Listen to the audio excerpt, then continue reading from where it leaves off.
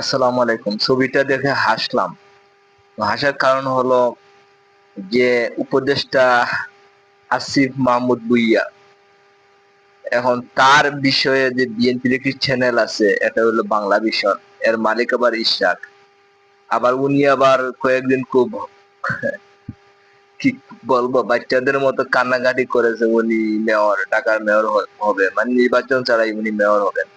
উনার একটি চ্যানেল।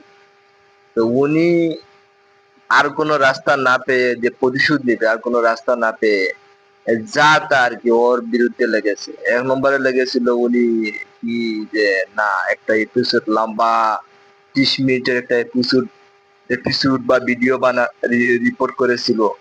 তো ওইখানে লম্বা ভিডিওতে আসলে আদৌ কোনো কিছু উনি তুলে ধরতে বা সম্পৃক্ততা দেখাতে পারেননি, বরঞ্চ ইনিয়ে বিনিয়ে অনেক কিছু বলার চেষ্টা করেছেন।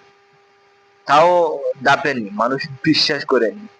এই ফালতু লোকটা বিএনপি, আসলে বিএনপি যে এত ফালতু লোক আছে এখন দেখা যায়। আর একটা জিনিস দেখলাম যে আবার উনি নাকি চাঁদাবাজি শুরু করেছে। কি মানে উনি কি এত বেকুব, মানে ওইখানে রাস্তাঘাটে গিয়ে চাঁদাবাজি করবে? চাঁদাবাজি করার লোকে রাস্তাঘাট লাগে না, ওরা উপদেষ্টা।